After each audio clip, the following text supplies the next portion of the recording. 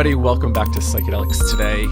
Today on the show, we have Tony Shields, CEO and co-founder of FreshCaps. Welcome to the show, Tony. Excited to have you here. Yeah, super stoked to be here as well. I've been listening to you guys for a long time, so it's fun to be chatting with you. Yeah. And I was just on your show a few like a month ago, and that was really fun. Kind of get to know you on there, and yeah, it was great. People loved it. Loved hearing your story. So yeah, sweet. Cool. Well, let's start off with a little bit of an intro and introduce yourself to our audience. So, who is Tony Shields?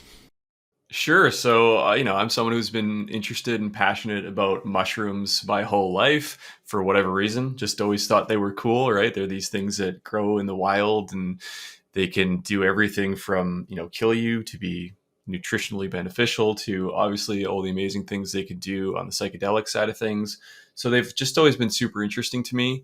And, that leads down a million different rabbit holes because mushroom touches every aspect of our lives in one way or another. Which eventually culminated in us starting a small scale mushroom farm and growing mushrooms, then get really interested in the functional side of mushrooms and, teaching about that. So we started our blog, freshcap.com, and we started our YouTube channel, started educating people on all the amazing things mushrooms can do. And from there, we started our functional mushroom supplement line and, just been having a great time providing people with really great mushrooms and educating people all about the topic. And more recently started this thing called The Mushroom Show, which you mentioned earlier, which you were on, where we cover all things happening in mushrooms every couple of weeks. And, if you would have told me 4 or 5 years ago that you could have a podcast or a show dedicated just to mushrooms, I would have thought you're crazy. But, mushrooms are a thing. They're becoming more and more of a thing every day. And we're having a lot of fun talking about it. Yeah. Yeah, and people are, I think, excited about mushrooms all of a sudden, right? All the functional mushrooms and obviously the psychedelic mushrooms. And, I was listening to a few podcasts of yours and I heard that you actually almost kind of shut your website down in the early years, but kind of stuck around because you got some encouragement on Reddit. I'd love to kind of hear about, it sounds like coming from humble beginnings. You have a pretty large audience and a large kind of, company now. And it sounded like you're on the verge of maybe kind of giving up and not really doing anything with it. Yeah, it's kind of a funny story. And that goes back to me saying that I'm, kind of surprised that so many people are interested in mushrooms because back when I was starting this in maybe 2016, I was starting to write content, maybe even earlier, 2015. And, I was just kind of doing it because I was interested in it. And there wasn't this much interest broadly in mushrooms. So you kind of felt like this, really on the fringe, like who else is paying attention to this stuff? And, I had started this website, but I was paying like $14 a month for hosting fees just to keep it up. And, I was just like, I don't really want to pay this. I'm going to delete the site. This is pointless. So I literally had my mouse hovering over that big red delete button. But instead of doing that, I installed some analytics and I saw that there were literally at the time already like tens of thousands of people coming to the site to learn about mushrooms, to learn how to grow mushrooms specifically. Even like really, niche topics like learning how to build a laminar flow hood so they could do culture work at home. And it blew me away. I just thought, there really is something here. So yeah, I did post on Reddit at one point, like, hey, like, what do you guys think? Is it worth keeping the site going? It's so close to deleting it, but I'm glad I didn't because, since then the mushroom community has really flourished and we're just happy to be taking part in that as well. Yeah, I think that's like a good reminder to folks as they're starting to, kind of get into different spaces, right? Kind of following passions can be really difficult at times if maybe you're too early. And, Joe and I just kind of had this like early passion and we had no idea where it would go, but it was just like, you keep going, right? You keep following it, even though there might be some like roadblocks or you feel like you're not getting anywhere. So I'm glad that you stuck with it and really kind of followed that. Yeah. And you're totally right. If you can find that, the Venn diagram with where your passions just happen to match something that can work in the real world. That's awesome. And we're happy to find that with FreshCap. So, still doing it today and loving it. So we were talking about like a few years ago, and how do you think the narrative has shifted around mushrooms and maybe what has contributed to that over the years? Yeah, I mean, it wasn't that long ago. You're right, where mushrooms, as soon as you said it, people thought they're either poisonous or they're psychedelic, right? And a lot of people didn't want to have anything to do with it. And there is a lot of mycophobia still that kind of exists in our culture, but that is rapidly changing. The narrative is shifting very quickly. And I think it's a number of things, right? We do see like certain step changes in interest and appreciation of mushrooms in general. So if we're talking about the psilocybin mushrooms, I mean, the two big seminal moments I can think of recently are like Michael Pollan's book, How to Change Your Mind. I think that really did, for what it's worth, it introduced a lot of people to this idea that, hey, like maybe they don't make your brain bleed. Maybe they actually could be beneficial, and maybe we shouldn't be so scared of these things. And then I guess the other one was, Fantastic Fungi, the documentary on Netflix that was in 2020 that really kind of catapulted both psilocybin containing mushrooms and functional mushrooms into the public sphere. And I thought that might be kind of the short-term bump where people get really excited about something and then it kind of goes away. But what it did was it formed a new base of interest. And I really do think that today in 2023, people are more interested in mushrooms than they ever have been. But we keep getting these like cultural moments that, bring people from being unaware of these things or scared of these things to being totally aware and open to the fact that, hey, mushrooms could actually be amazingly beneficial.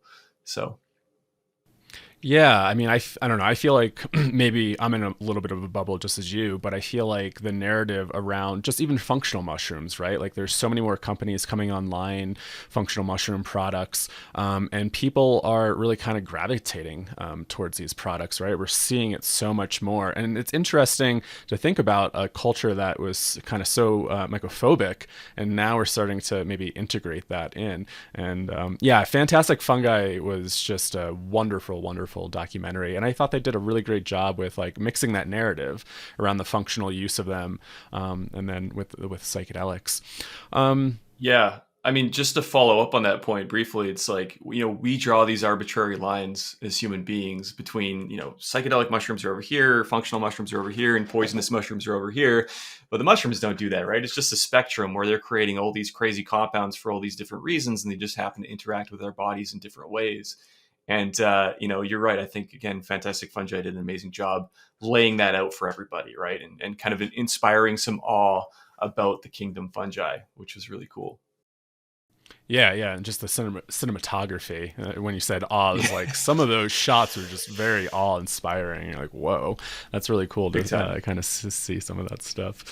Well, I would love to maybe learn a little bit more about like your relationship to mushrooms, and do you have a favorite one? And yeah, I'm sure there's probably Yeah. lots, but what's one that really calls to you? I mean, so if you're talking about just my favorite mushroom of all time, it's probably lion's mane, just because, I've grown lion's mane. I've had a personal experience with it really benefiting me from a functional perspective. And it's also just delicious. So if I had to pick my favorite mushroom, it's definitely lion's mane. I mean, to speak to that, I used to get really bad concussions and like post concussion syndrome, and like it was to the point where like if I sneezed, I would get concussion symptoms, and it was just a Wow. number of different kind of minor head injuries over time, and then finally one big one where I was hunting and my face was too close to the scope and it backfired Oh, and gave me a really bad geez. concussion. But I started actually combining lion's mane mushroom with CBD, and not really thinking it would do anything because I had tried everything else before, right? Like the eyeball exercises, like all of these other supplements and all of these things to try and fix it. But I was, strangely enough, after 2 or 3 weeks of doing that, I was foraging mushrooms and I was walking along this trail looking at the ground, and there was like a tree that had fallen over the trail, and I ran my head into the tree, and the symptoms didn't come on. I just thought, like, what the heck is going on? This is weird. So I kind of expected to feel crappy right away. Went home, still didn't feel crappy at all, and actually felt quite good.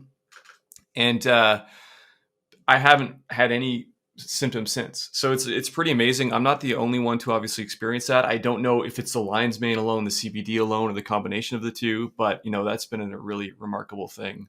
And then of course, the other mushroom that holds a special place in my heart is psilocybe cubensis.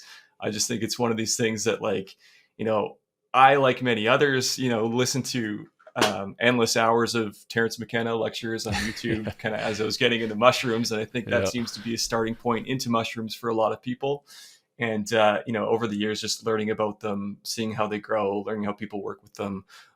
It's hard to not have a special place for that particular mushroom in your heart. So I'd say those are the two mushrooms that I think the most about. Awesome.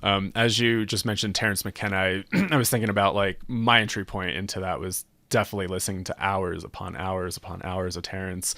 But the one thing that just flashed in my head, and maybe it was because I just saw your recent episode around psilocybin being extraterrestrial, and just hearing Terence kind of talk about that theory a bit, like came from outer space, and these things don't Yeah. exist in the universe.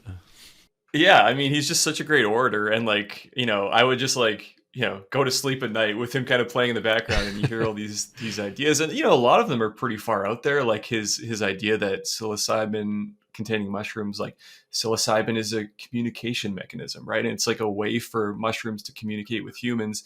And again, it seems really far out there, and it's not as probably rock solid as a theory as some of the other ones, but it's just like these things are really interesting to think about. And part of me, does like to go into those types of concepts and just say like, well, why not? Like, why is that such a crazy idea? Like, I think people who have experienced high doses of psilocybin, in silent darkness, as Terence McKenna might recommend, there is some sort of a presence or kind of an entity or a being or something, right? It's like, are we Totally. communicating with nature? And, maybe we just don't have the right framework to think about it. These ideas aren't as crazy as you think on first outset.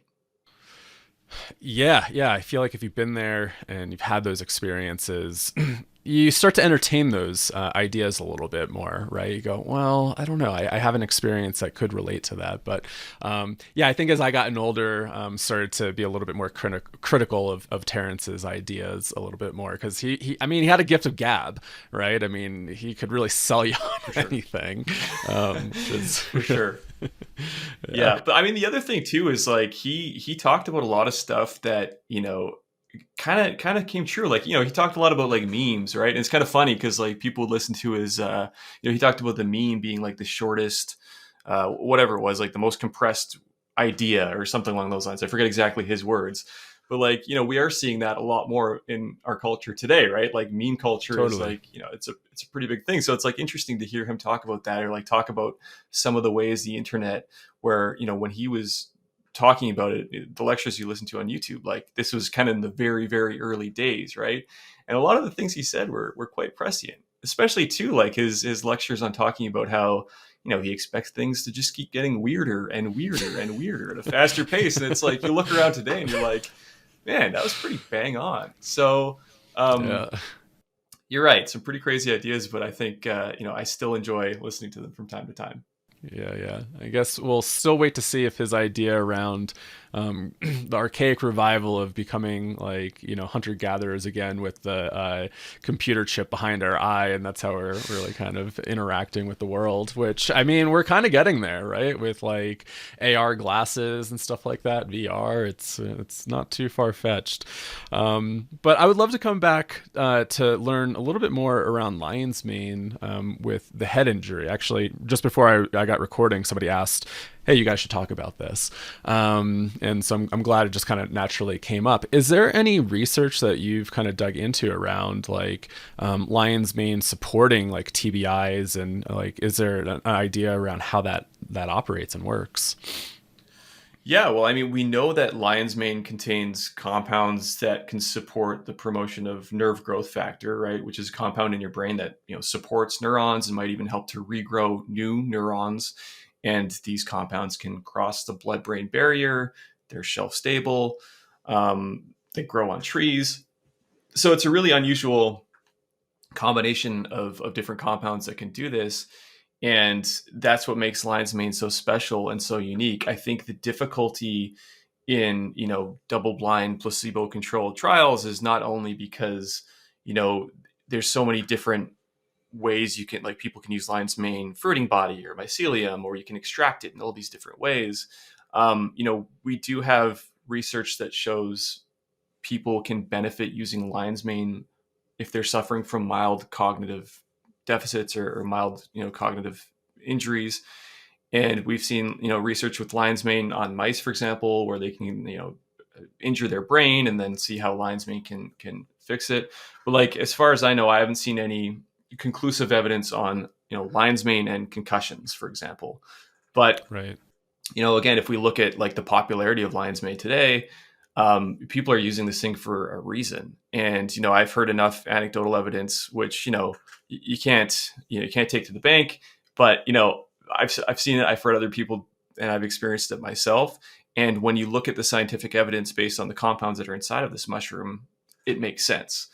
So yeah, there's lots of different ways you can look at it, but I think we are starting to, the scientific community is starting to understand these mushrooms better and better, every year. And who knows, right? I mean, the potential is definitely there. Yeah, and how much research is like actually happening with functional mushrooms within like academia and like doing double blind? Probably not much, right? I don't know if you've really kind of dug into any of that.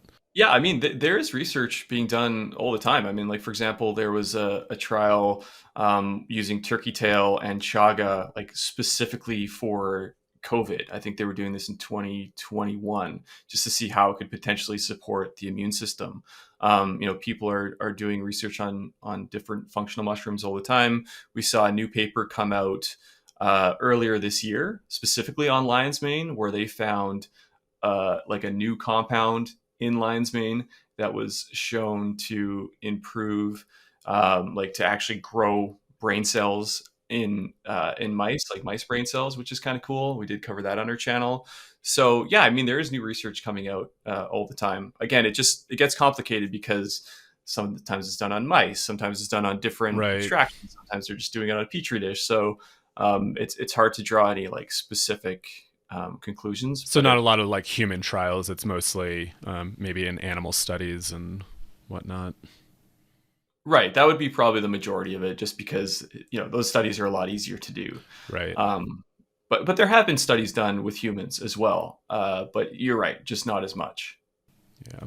And have you heard of people with like concussions and TBIs stacking lion's mane with like microdosing to help with their symptoms? Yeah, maybe not specifically with TBIs for like stacking, like microdosing and lion's mane, but like I know people are definitely doing it just to see if they can improve, overall cognitive performance or mood or whatever. And obviously, you hear a lot of benefits from people doing that. I guess the trouble goes back to when people are doing this, how much it's really hard to kind of like pull out the potential placebo effect from that, right? Because if people are like, okay, I Right. want to improve my cognitive function by adding these two things, and then they're doing something actively to do that, like they're pretty likely to feel better, right? And it's not like Right. a macro dose where it's obvious whether or not something is happening. It's a lot more subtle.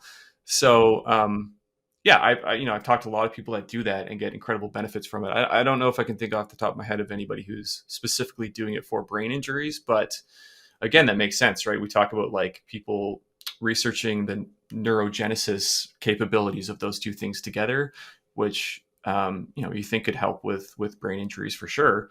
But I don't know if we have any conclusive evidence to that regard.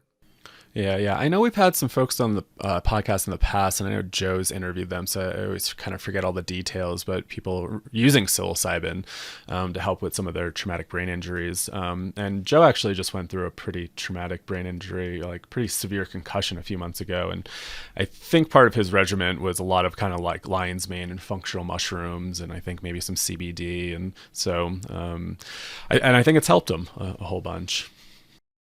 Yeah, yeah, that's amazing to know, and I totally believe it. Like I said, I've experienced it myself. There was also another. I haven't talked to them yet, but there was an article about somebody who felt like they had like fixed basically a paralysis using psilocybin, which is pretty cool. I don't know all the details on that, and I would love to talk to them, but I don't know if you heard that story. I haven't. No, that sounds really interesting. I know there's so many like really interesting use cases from like, subjective experiences and just anecdotal reports of people having these really, transformative healing experiences of stuff that doesn't make sense, right? You're like, how does that work, right?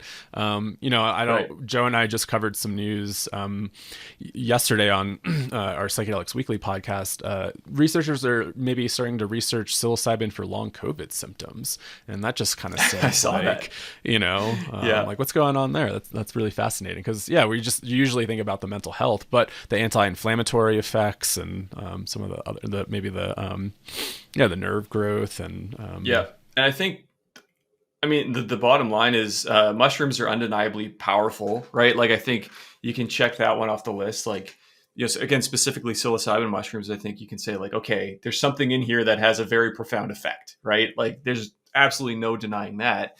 Now, what are all the ramifications of that? And then when you take that same logic and you apply it to the entire kingdom fungi, you can say, like, another example is like penicillin, right? Like that's a fungus, which obviously has a profound effect. right. So like there's a spectrum of all these things. Mushrooms have all sorts of interesting, unique, and powerful compounds that can interact with the human body and the human mind in all sorts of interesting ways. And it's going to take a while before we suss it all out. But in the meantime, people are obviously benefiting from these things, which is really great. Yeah, yeah. So you brought up something about fruiting bodies and mycelium, and I feel like that's like a hot debate and topic. Is there any research that really suggests, ground up mycelium in supplements is just as effective as fruiting bodies?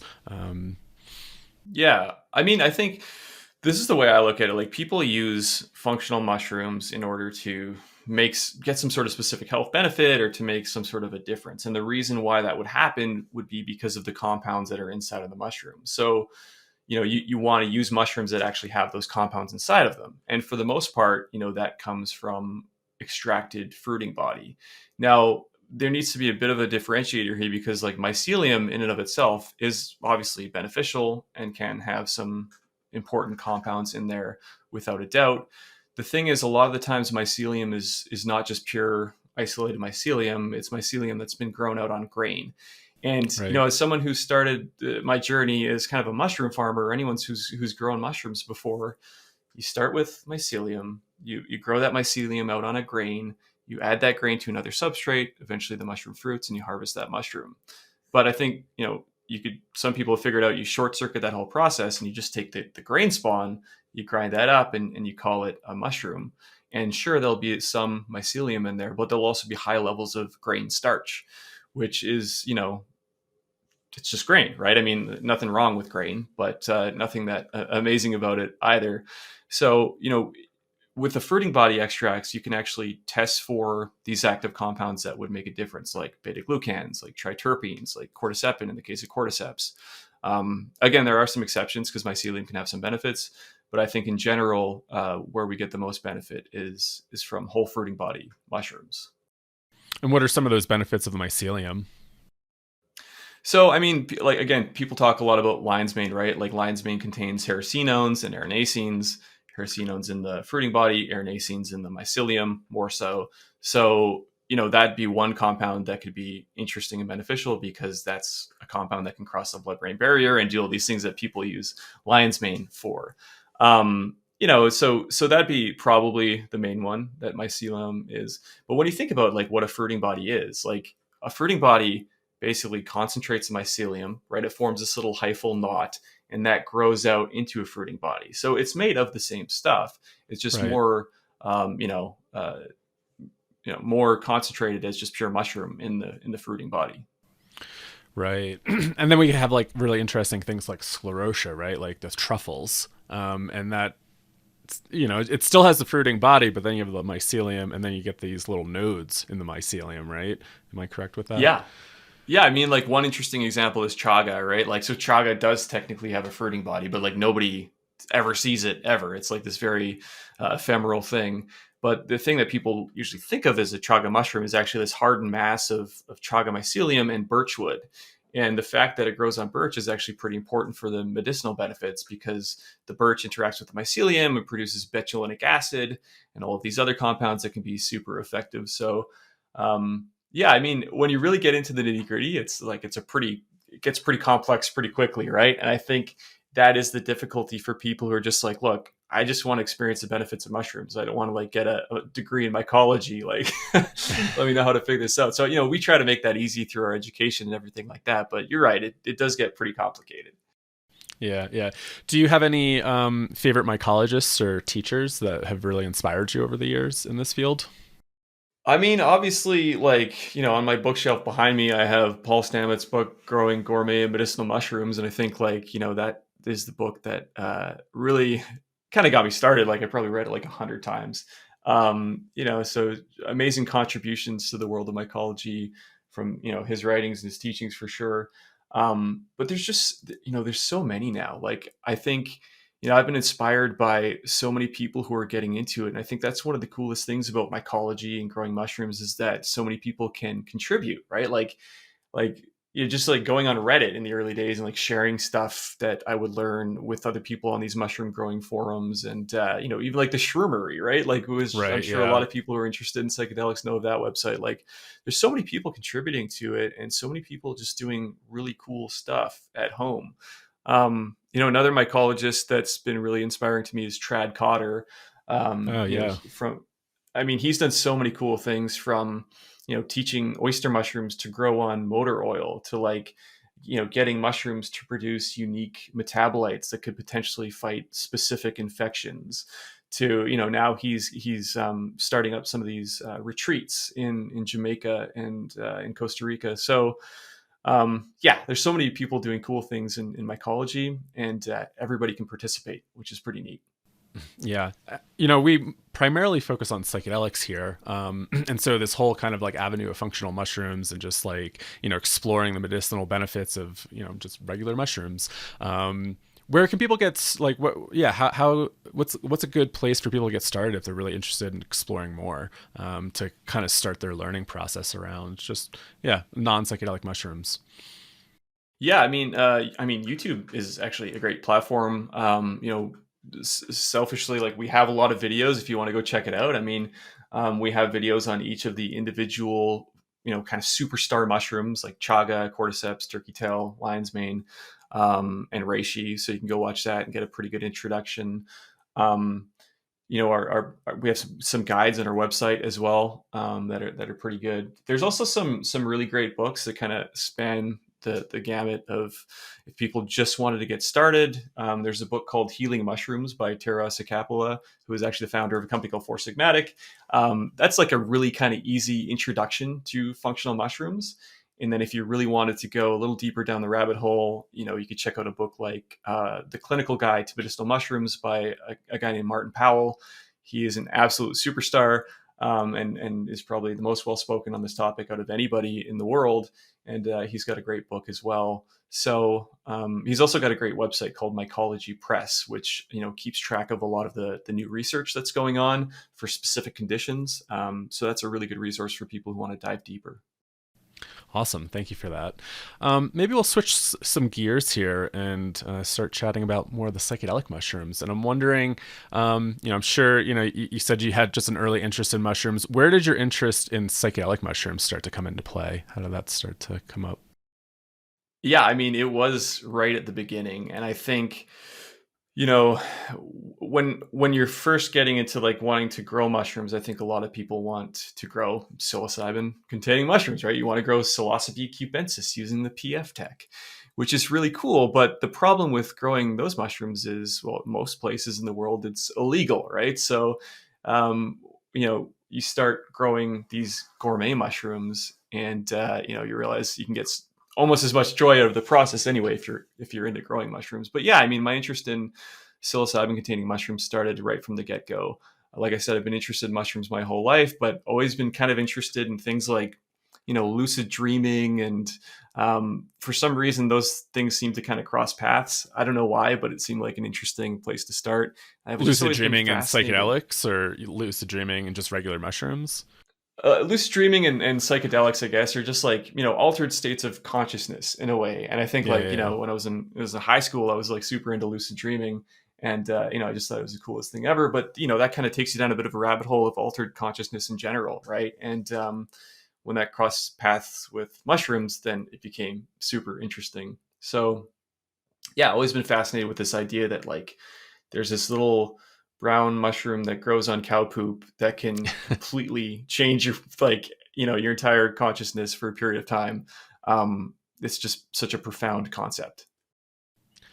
Really is, yeah. I always think like, yeah, it's amazing that nature provides these things and they can have such profound interactions with like our human organism, right? And I think that's really, really fascinating. Like to that point as well, it's not just that I think the other thing that got me really interested too is like it's not just that they change your consciousness or make you see colors or make you laugh or whatever. Like they do seem to have this ability to dig out like very specific things or show you things in a different way that can have like really profound impacts on your life afterwards. And that's something I think we still haven't figured out is like how the hell do mushrooms do that? Like how do they know how to find something, exactly what you might need to be dealing with? Not always, but they have this ability to be like, hey, here's something you haven't thought about in 20 years. Like this is important. You should Right. look at this. And like, I still can't get over how amazing that is and how that works. I think in the recent podcast that you just published, you showed a little meme around like somebody maybe kind of having a conversation with a mushroom and the mushroom just saying like, "Oh, I produce this effect so you don't eat me," right? And it's like, what is the function of psilocin and psilocybin in these mushrooms? When we think about like evolutionary perspectives of like plants creating certain chemicals to kind of protect against different insects and animals from eating them, like why does it have this type of effect on humans? Is it something that's like, hey, don't do this, but it's also a really interesting effect where it's like, I kind of want to do that again. That was really interesting. That really changed my life, right? Yeah, no, it's great. And like the meme you're talking about was basically the mushrooms saying like, hey, like I produce this as a poison so that you don't eat me. But I don't think that makes a lot of sense because I guess like number one, psilocin is not poisonous. It might have an interesting effect, but poisoning you is definitely not one of them. And if anything, it might even encourage people to cultivate them or to grow them or whatever. Fill up super soakers full of spore slurries and blast them around the forest so they grow everywhere, which is really cool. But the thing is, like, from a scientific perspective, that doesn't make a lot of sense either because this compound evolved in mushrooms probably long before humans, so it's not like it was a reaction to humans or monkeys or whatever eating these mushrooms. Where I think people think the most realistic thing is that these mushrooms grow on poop. They grow in the wild on poop or on wood decay, which are places which actually have a lot of insects and a lot of bugs, which might want to nibble on these before they get a chance to produce their spores. And psilocybin can have an effect on bugs in which it suppresses their appetite. So I think that's kind of the most likely theory now in terms of why these things actually produce psilocybin, although it's not as interesting as, an alien Yeah. communication technology. It's still fun to think about. It is. It is.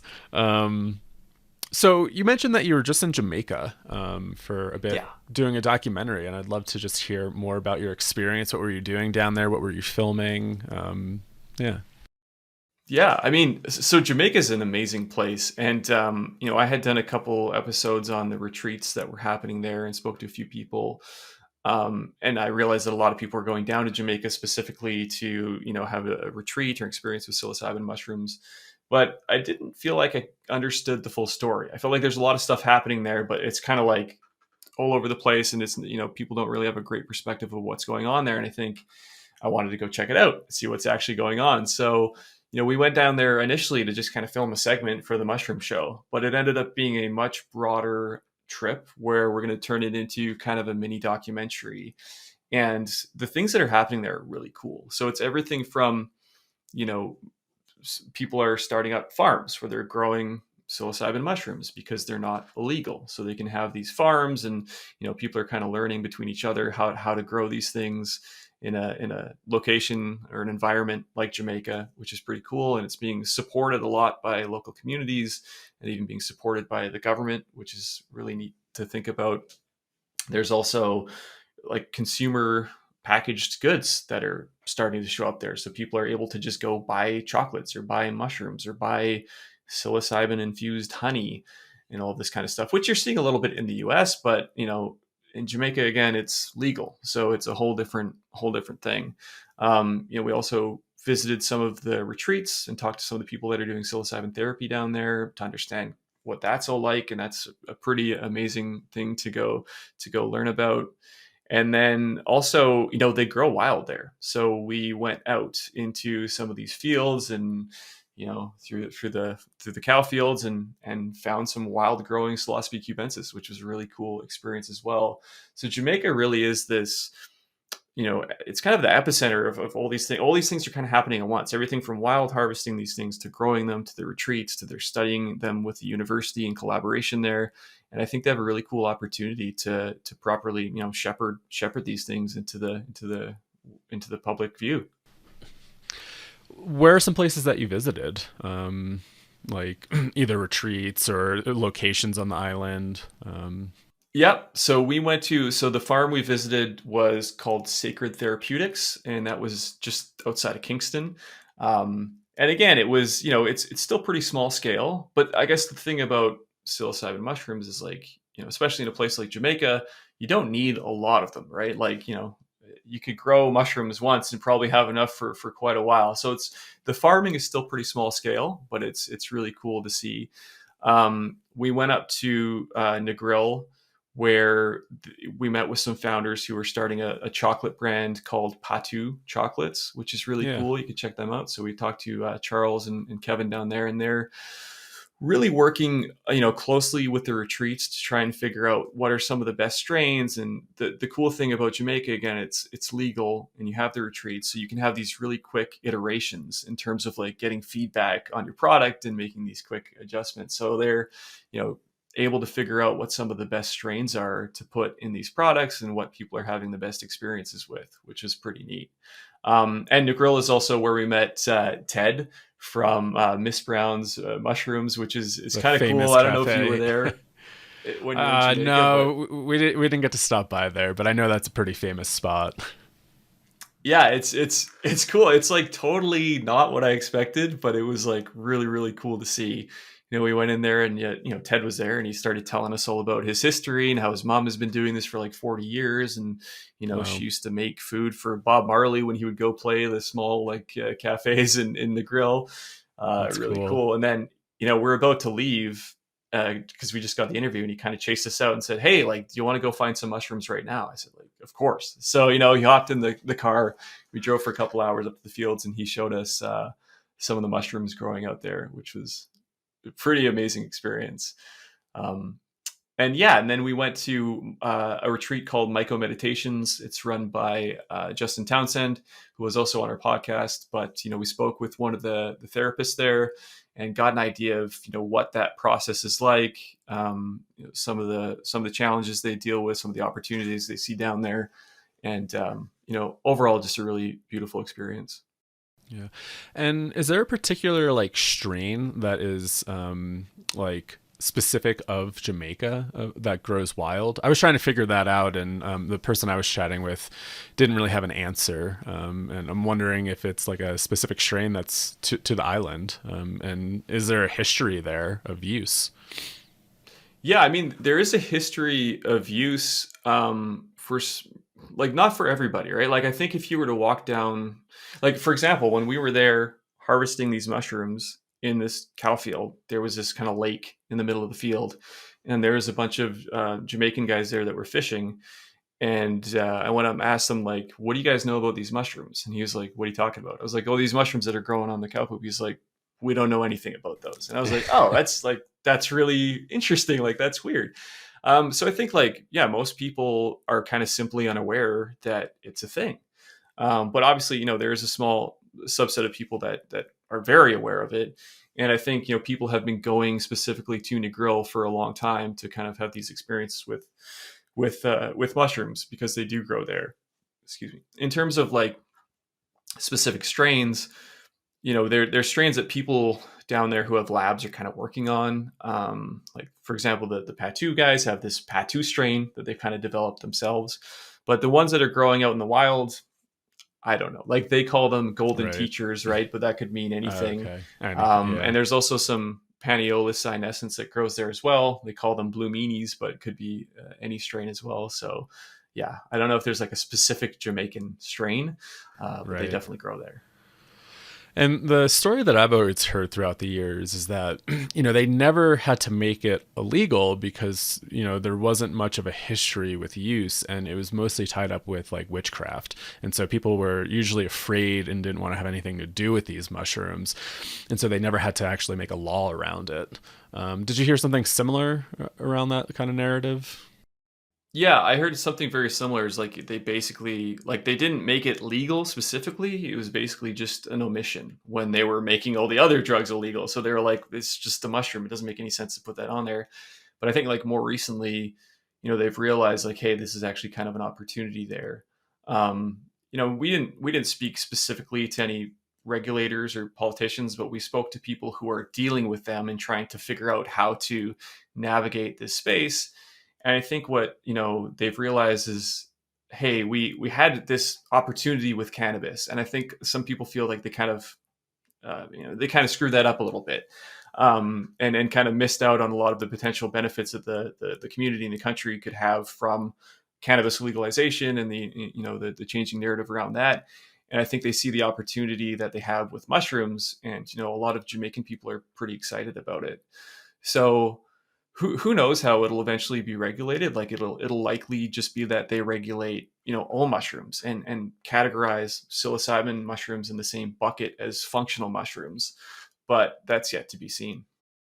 Yeah, I was going to ask. I'm hearing you say that they're excited about it, and I know that there is a pretty kind of like heavy colonial history in Jamaica, right? And there are people that are thinking like, these American companies, Western companies are going down, trying to capitalize on the law down there. But as you're talking to some of the locals, like it sounds like locals are getting involved. They're excited about it. Have you heard, like interviewing folks, did you hear any opposition around, Western kind of companies coming in and having interest in it? Yeah.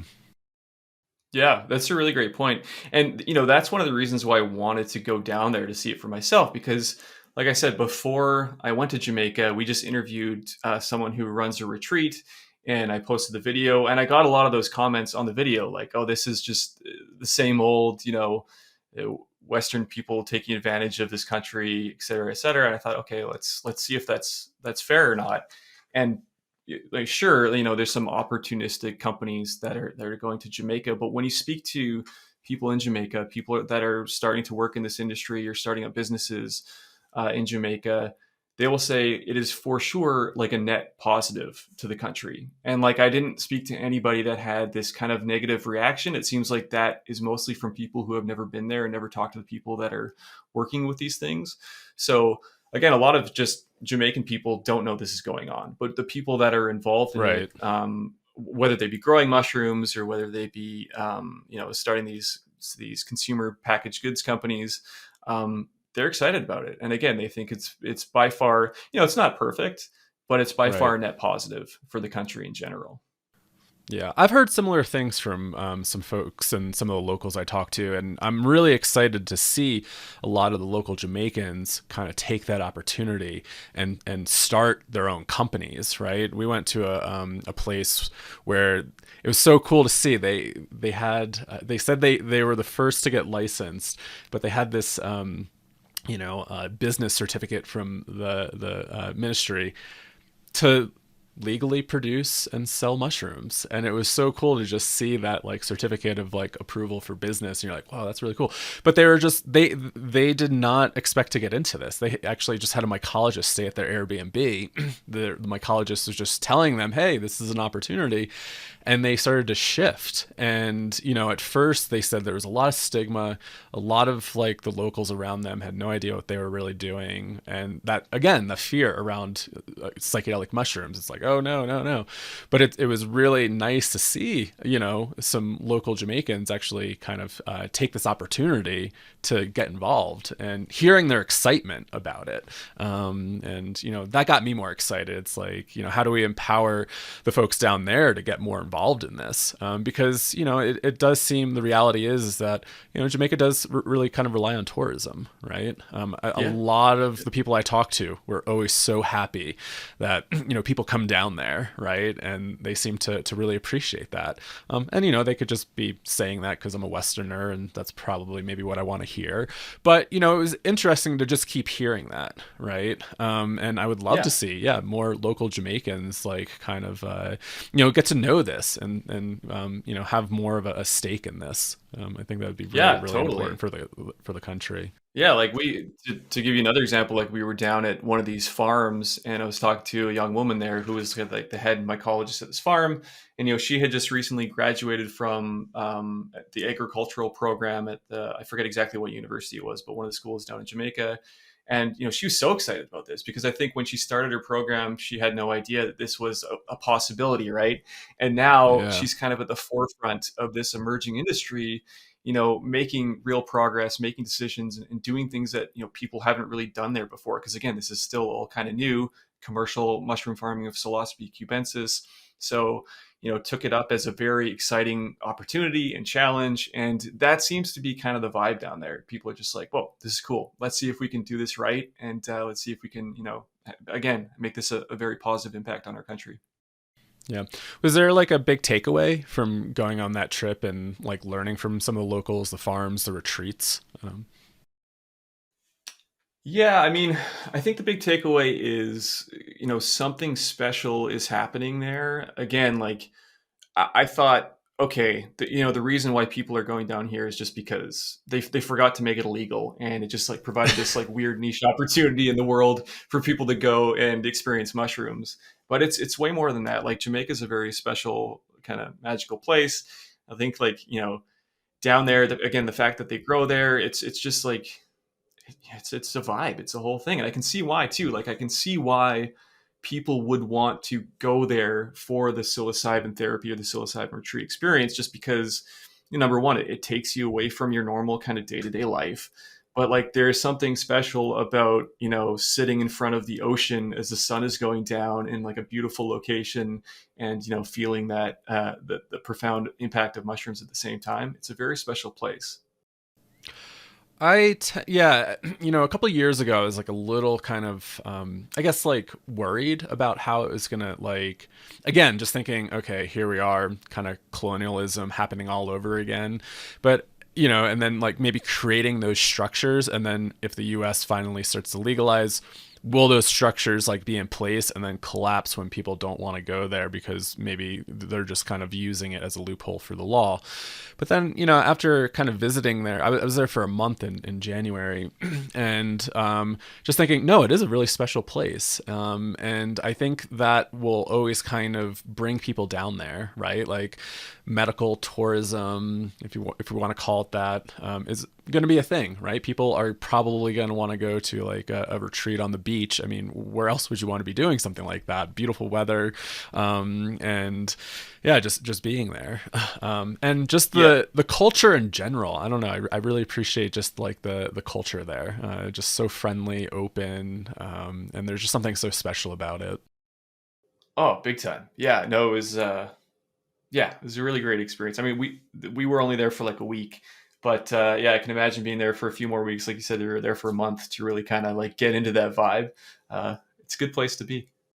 Yeah, yeah. Well, I'm excited for them, and again, I'm excited for a lot more of the locals kind of getting excited about this field and learning about it, and kind of making their mark. And Oh, big time. Yeah. I mean, again, it's a special opportunity to have, especially from like the consumer packaged goods side of things. I mean, it's kind of weird. Again, you're seeing it a little bit in the US, but everything's kind of under the table and it's like definitely illegal. Whereas in Jamaica, it's different. So it's just kind of cool to see these new brands emerge. And of course, you're going to get people who are just kind of like opportunistically jumping in and, maybe setting up a retreat or setting up a product that doesn't have the best intentions. Like I did see somebody down there that was selling mushroom brownies, and I started asking him like, "Oh, what's in the brownies?" And he was like, "Oh, it's cannabis." And I was like, "Oh, like why are you calling them mushroom brownies?"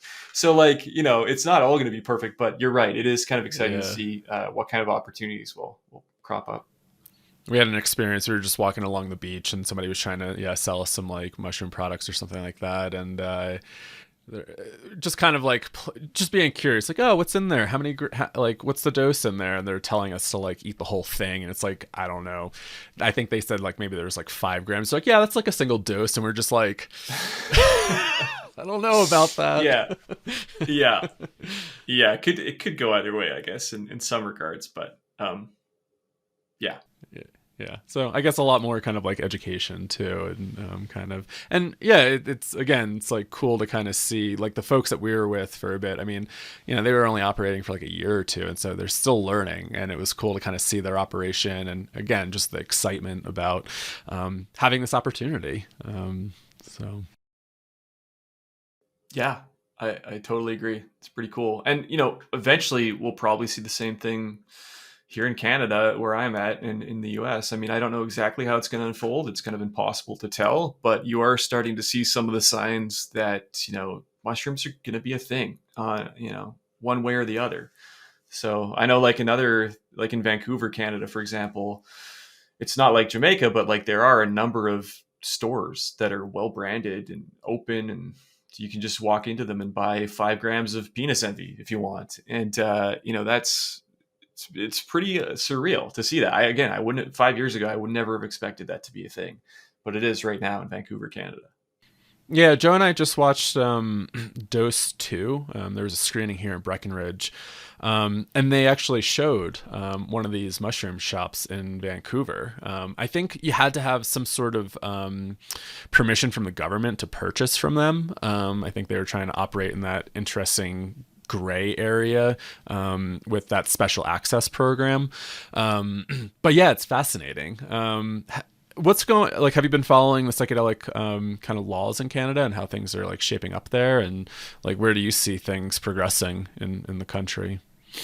Yeah, a little bit. Like, again, we mentioned Vancouver, so that's another thing where I heard about these things happening. So I was like, I got to go check this out. So we went down there to film a little mini documentary again, and this was it the summer of? Oh, I guess it was last spring, early spring, and we visited 3 different stores that were all selling mushrooms, and they didn't have, like, you didn't need to show permission from the government or whatever, but you did need to just like sign a little form that you fill out in their office basically. And it's pretty neat. They're just like, here are the things to expect. Make sure you sign your name, and then you get a membership card, and then you can go ahead and buy the mushrooms. Because if they relied on Canada's special access program, well, there's not a lot of people that actually have access to that. I mean, there's Yeah, like people yeah, with like, terminal cancer that have been denied the special access program. So I think it's pretty inherently flawed. Um, and the people who are doing, some of the people that are doing this stuff in Vancouver are the same people that were involved in the cannabis movement in the early cannabis noughts. early. And it seems very much so a parallel where they opened these stores. They were clearly illegal. The city was just like, forget it. This is a waste of time and money to shut it down. Eventually, that slowly spread out over Vancouver and over the rest of the country. And then in 2017, Canada legalized cannabis federally. Now, mushrooms are completely different than cannabis in terms of their effects, and we can get into that conversation.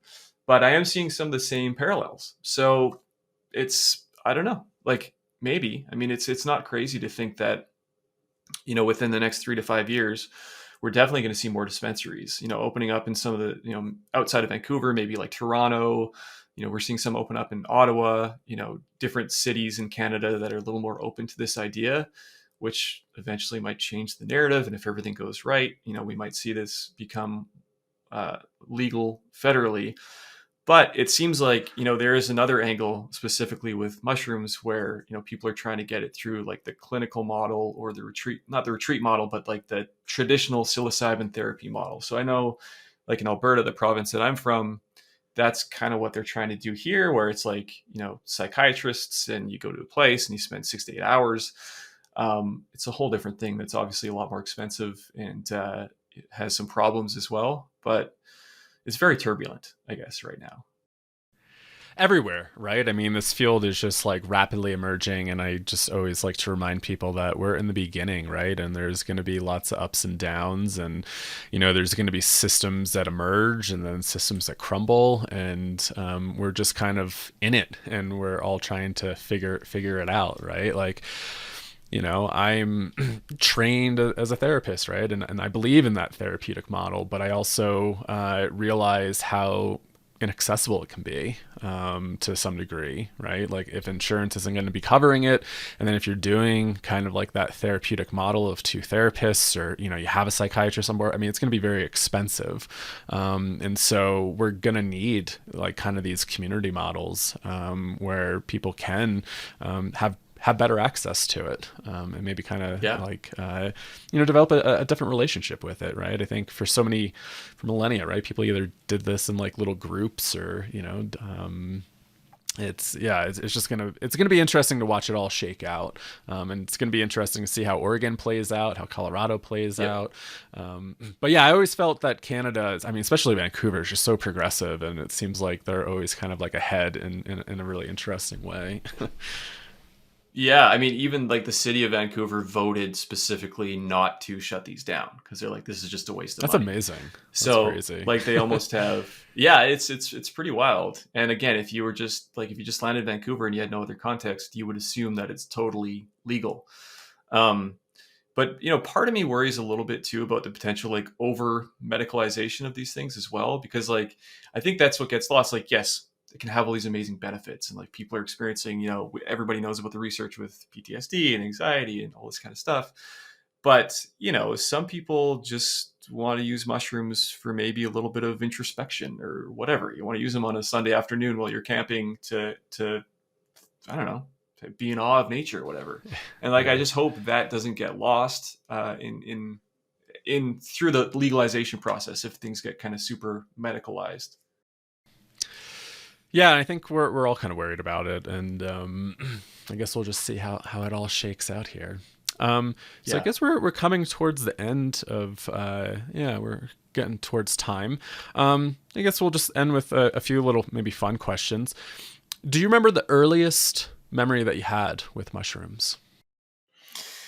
I don't know about the very earliest, but I remember as like a pretty young kid, I asked my mom, like, hey, can you take me to the garden center? Because I want to get a mushroom grow box. I don't think I would have called it a kit at the time. How old were And you? she was like, oh man, I don't remember, like 8 or 9 or something, like Oh pretty wow, young. yeah. So you got started really early. Yeah, for sure. And I remember we went there and like they were like, what are you talking about? Like there's no such thing as a mushroom grow box. I mean there might have been, but like at the time, like it wasn't a thing. Like now people are buying kits and stuff like that. So I remember I ended up getting this flower instead, and it just like wasn't the same. So that's one of my early memories. But yeah, I've just always been fascinated with mushrooms. I can't remember the exact earliest. Cool, cool. Well, you told me your favorite functional mushroom. Do you have a favorite edible mushroom? Maitake. Yeah, maitake for sure. I'm not an amazing cook or anything, but Tegan, who's the co-founder of FreshCap, is really good at cooking them up, and maitake is one of those very, very special mushrooms. Yeah. Amazing. And how about like a favorite fun mushroom fact that the audience would maybe like to know about? A favorite fun mushroom fact. I mean, gosh, I mean, there's just so many that kind of blow me away all the time. Um, I mean, one of the things I like thinking about is the fact like that mushrooms really are kind of like the internet of nature, which it's kind of like a meme at this point, but like mushrooms really do communicate in a way. And the thing that we learned recently was that mushrooms might have a language. It's comprised of about 50 words. Some people might be familiar with the research because it just came out, I think, last summer, where basically, researcher attached these electrodes to mushroom fruiting bodies and analyzed the impulses they were putting out, applied a bunch of really complicated mathematics, and determined that this is basically a language. It's a bit of a stretch to say that, but I think the idea that mushrooms are communicating with each other and they can do things like hold on to resources so that they can quote unquote charge more for them from the trees and do all these kind of things. I mean, I think that's something that's super fascinating to think about. Yeah, it's really interesting. I know they kind of went over a little bit of that in Fantastic Fungi, right? Like the communication throughout the forest network and how it, yeah, may help to share resources like nitrogen and different compounds to the trees. Fascinating. Really, really interesting. Yeah, If I you mean, could, they'll even do things like, sorry, just to add on to that point, like if, say, for example, if like phosphorus is kind of in low supply at some point in the forest, the mushrooms can like harvest it all and kind of hold on to it and charge a higher rate from the trees to give up that phosphorus. So it's like, how are they, how are they doing that? It's just, it's pretty cool, like this diffuse consciousness within the mycelial network. yeah, it's really interesting. If you could be a mushroom, what mushroom would you be? Oh man. I don't know if I'd want to be a mushroom. I mean, I probably want to be that honey mushroom in Oregon that's just like enormous and like is there forever. Because when you think about being a mushroom, you just like growing on some dead wood and then get harvested and eaten. I mean, that doesn't sound that great. I just think about like maybe mushroom superpower, like properties you would want to embody. Oh, that's a way better idea. So like I don't know, like cordyceps probably. I mean, cordyceps is one of these fascinating mushrooms that's getting a lot of press recently because of The Last of Us, even though it's a pretty unrealistic representation of what that mushroom is. Because typically, cordyceps is used for energy and endurance, and people use it for athletes. So I always kind of think of it as like this high energy mushroom, this kind of superhero, which would be pretty nice to embody that kind of energy. Nice, nice. All right. Well, anything that we didn't cover that you want to end with for today? Any last bits of wisdom or insights? Not really. I mean, other than the fact that just like I'm super excited that we're having conversations like this. Like I said, I've been interested in mushrooms forever, and we said kind of at the top of the show that like more and more people are getting interested in this. Like mushrooms are becoming a thing. Everything from mycotechnology to functional mushrooms to people starting up their own mushroom farms to mycoremediation, where people are like using properties of mycelium to clean up the environment to things like psilocybin and how that's changing mental health and people's attitudes towards the world. There really isn't an area of our lives that mushrooms don't have some sort of impact on, which I just think is super cool. And I just like, yeah, I encourage people to learn more, to dive in anywhere they find interesting. And the other thing too is that like this is all really new. Like Yeah. you can contribute to the world of mycology and to mushrooms and to citizen science. So I encourage everyone to kind of like dig in where they're interested and yeah, if they want to add to the body of knowledge, it's wide open. Yeah, I think there's probably a lot of great kind of breakthroughs and innovation through amateur mycology, right? And it is a thing that people are like being able to get involved in, going out foraging, finding their like little mushroom societies, and just exploring together. And it is really, really cool. Maybe the future is mushrooms. It It's like we without a went doubt the from future is yeah, fungi. yeah, we went from like being very afraid of it, and maybe there's going to be a lot of great integration of fungi into the future. Yeah, I mean, I tweeted out yesterday that in 2020, people were like, all the headlines were like, mushrooms are having a moment, But I think it's 2023. Mushrooms are more popular than ever, and I think this is more of a movement than a moment, and I'm really excited. I like that, Tony. Well, this has been fun. Where can people find you? Yeah, so I mean, personally, I spend a lot of time on Twitter at FreshCap Tony. That's probably the best place to actually interact. Spend a lot of time on there doing research and interacting with the community for the Mushroom Show, which is a show I do every 2 weeks on YouTube. You can find that at FreshCap Mushrooms or just Google FreshCap Mushrooms YouTube. We do the Mushroom Show. It's also available on Spotify if you search the Mushroom Show. And yeah, you can check out our company at freshcap.com. All right. Well, thank you, Tony Shields, and we'll talk to you soon. Thanks, everybody listening.